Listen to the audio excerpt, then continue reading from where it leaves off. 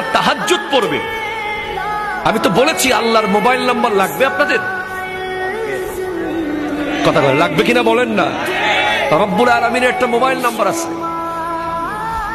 আমাদের কওমি ঘরানার এক হুজুরের মুখে আমি শুনেছি, আমার খুব ভালো লেগেছে কথাটা।